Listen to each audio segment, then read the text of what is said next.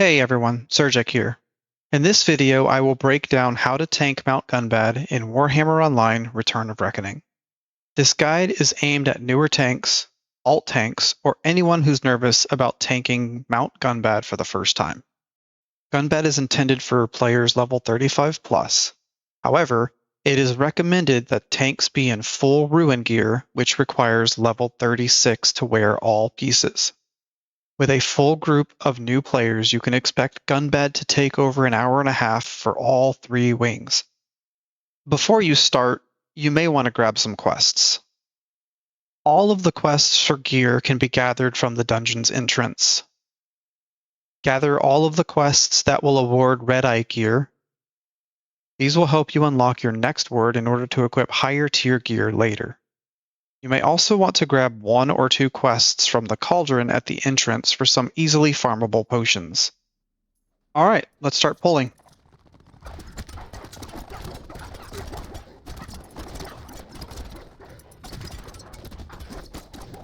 The first boss is Griblik da Stinka. You can tank Griblik right where he is in the room. Keep the boss facing away from the group. Be aware of the eggs. If they are broken, they will spawn green puddles that need to be avoided. You can pull the boss out of the green puddles and give your melee DPS room behind the boss so they can maximize their damage. All green wings cannot be killed or the boss will enrage, resulting in a wipe for the group. Remind your group to stay out of the green puddles and to focus on Griblik. After Griblik is defeated, 3 orbs will spawn next to you on a small wooden platform. These orbs are random each time and provide different buffs. Clicking on one of them will allow you to purchase a single buff for everyone in your group. The buffs will only be active in Gunbad and will only be applied to players that are within 250 feet of the orb.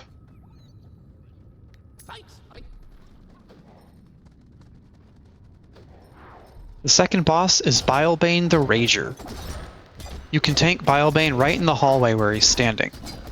Keep the boss faced away from the group. He will spew vomit on random players. He's a pretty easy boss, so you can pretty much just tank and spank him right there. The third boss is Garrolath the Poxbearer. You can tank Garrolath along the wall to the left of the waterfall. The boss is going to knock players back that are not tanking him, so put his back to the wall so your party can get back to the fight quicker. There will be adds that spawn periodically that have to be killed. While the adds are alive, Garrolath will be healed. Party members will receive a debuff called Putrid Stink, which incrementally reduces the damage that they deal. Putrid Stink can be cleansed by stepping under the waterfall. Cleanse Putrid Stink anywhere from 7 to 15 stacks. The longer you wait to cleanse Putrid Stink, the greater the damage boost you will receive.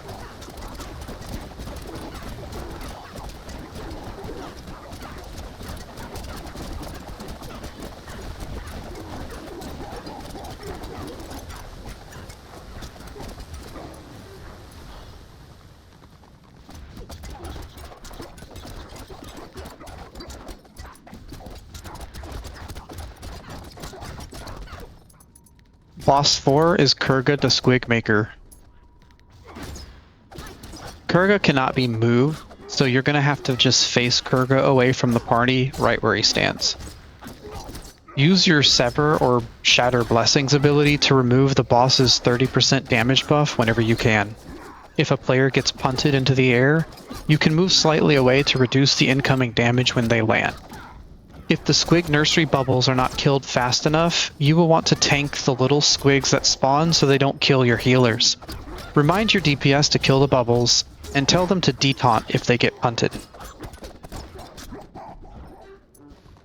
Boss number 5, Mouf the Ungry. Before you start the encounter, clear all the trash mobs around the ramps. You will need all of the space. After you pull Mouf, kite him to the first mushroom, but not close enough for him to touch it. Mouf will get a damage buff from an ability called Hangry.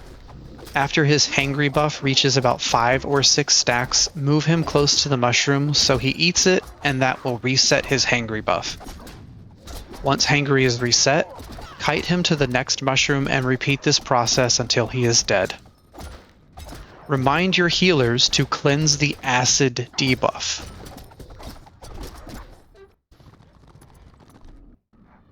Boss number 6 and the last boss in this wing, Griblik da Squig-Maker. This boss cannot be moved until later in the fight.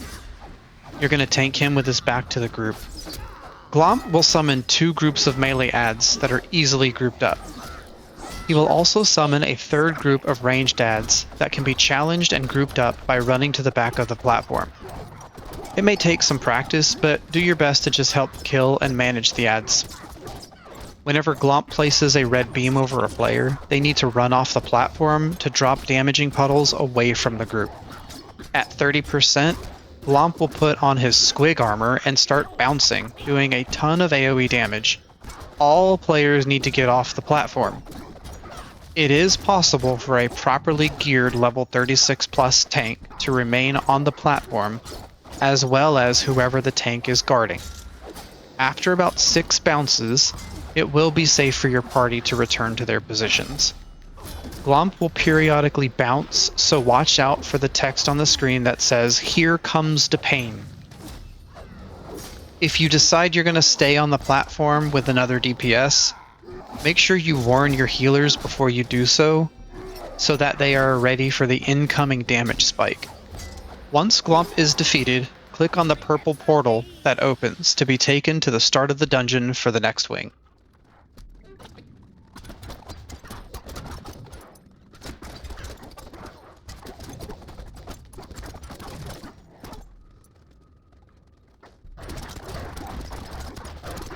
Boss number 7 is Broodmother Szikalax. Tank Szikalax near the chest with her back to the group. Periodically, small spiders will spawn that can be easily cleaved down. Healers can cleanse the silence, but that's not really necessary.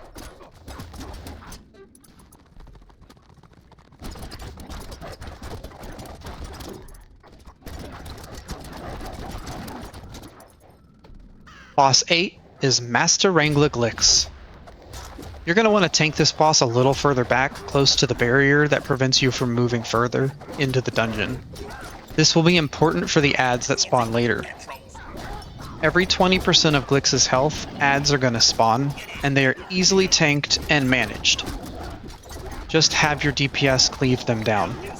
At 20% of Glix's health, larger, more dangerous adds will spawn, and you're going to want to save your challenge for this group. If you're too far down the ramp away from the barrier, you may pull more than just the 4 larger adds that Glix calls in. If your group has an AoE knockdown, have that person use it on the 4 larger adds to help better manage the group.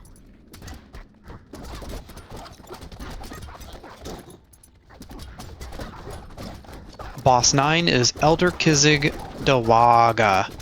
Before pulling this boss, you're going to want to clear out the arena that the boss is standing in. This will allow your healer or ranged DPS to control Chipfang da Little. Once the arena is cleared out, toss an axe at Kizzig, then challenge all of the adds that spawn, so that they don't kill the player running in to control Chipfang. Keep the boss just outside of the room the boss spawns in. All of the adds that spawn should easily be cleaved down by DPS. Do not kill Chipfang da Little, or the boss will enrage. Until Chipfang is controlled, have everyone either wait to start damage or single target damage Kizzig. Chipfang does very little damage, so he does not need to be detaunted or tanked.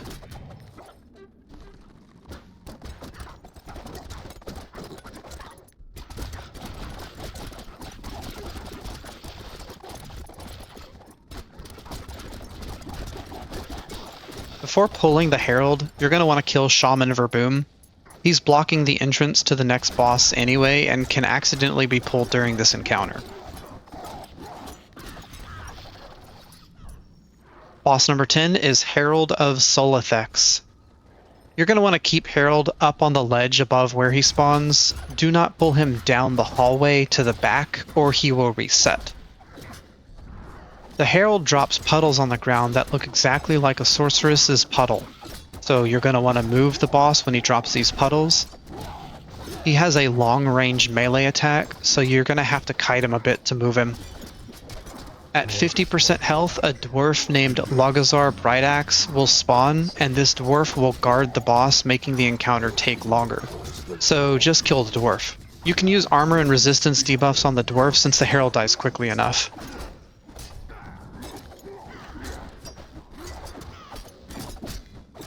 Boss number 11 and the last boss of this wing is Masta Mixa. Start this encounter with an axe throw so that way you can help kill the first stick that spawns. More sticks are going to spawn later in the fight. While tanking this boss, stand facing the door so that way you can challenge the reinforcements that come in later in the fight. Fists of Gork will spawn and do AoE damage to the group. If you are struggling with this mechanic, have the person that is being attacked by the fists step out of the group and you can guard that person while everyone else stacks behind the boss. At 60% health, Masta Mixa will call in reinforcements. These adds die fast, but they do a lot of damage. You can challenge all of them and have someone knock them down so that they are easier to control. At 50% health, 2 sticks will lock down one of your DPS. Swap your guard to whoever is locked down, and the remaining DPS need to kill these sticks as soon as possible. At 20% health, you're going to get 3 more sticks that will lock down one of your DPS. And at 10% health, 1 more large group of reinforcements will spawn in a last-ditch effort to wipe your group. Control these adds and defeat Masta Mixa. After Masta Mixa is dead, you can click on the purple portal to be taken to the start of the dungeon for the final wing.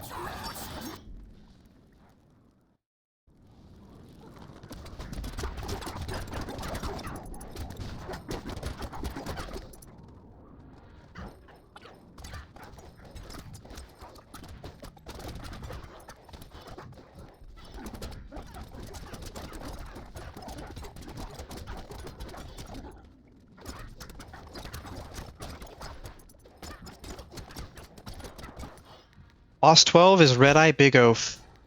Redeye Big Oaf has a knock-up mechanic.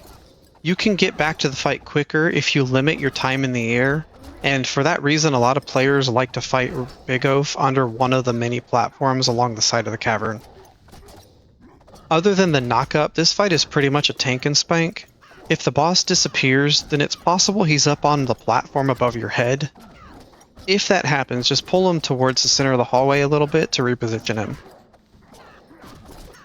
After killing Big Oaf and clearing up to the hallway with the spiders, you will want to turn off any damaging auras you have and make sure you do not use any AoE abilities near the spider eggs. If you break an egg, your group can quickly become overrun by spiders.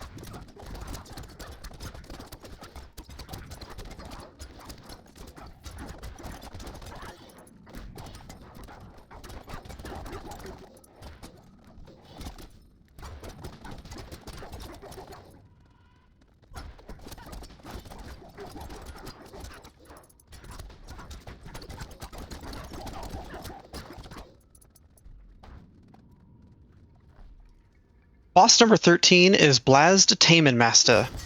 Whenever you start this encounter, the spider Velcrix will start laying eggs. This encounter can get out of control if too many spiders are alive.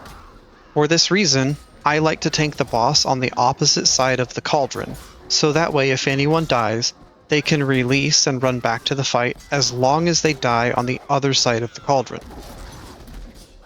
Focus on killing Blaz first. If Velcrix dies first, Blaz will enrage. Remember to keep your damaging aura off, if you have one, and do not AoE during this fight.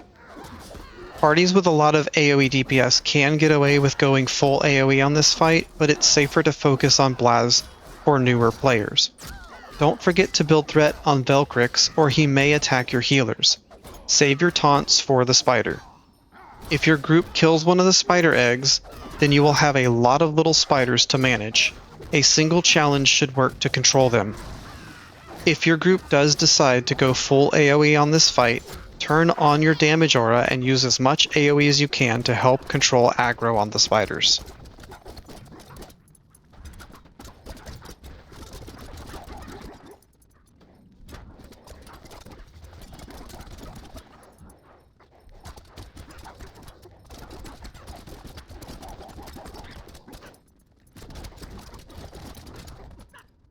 Boss number 14 is Arathremia. Arathremia can be tanked right where she spawns. Adds will spawn at 90%, 80%, 70%, and 30% of the boss's health. These adds can be cleaved down. If someone is dying unexpectedly during this fight, it's probably because the Marked for Death debuff was not cleansed. Remind your healers to cleanse that debuff. All healers can cleanse it.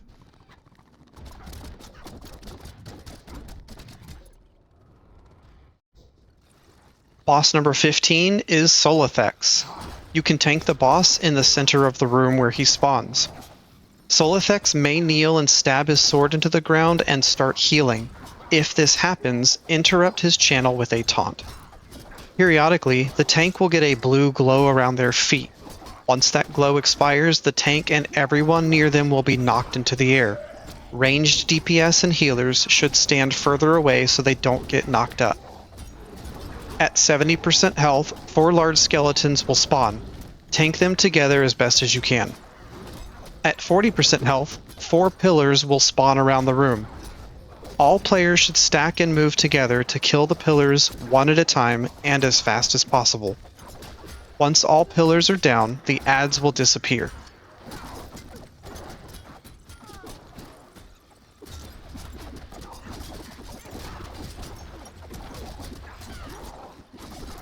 At 20% health, an object called Soulstone of Solithex will spawn in the back of the room that will empower the boss. The Soulstone needs to be killed. The tank can just stay in the pit with the boss, and after the Soulstone is destroyed, Solithex can be defeated.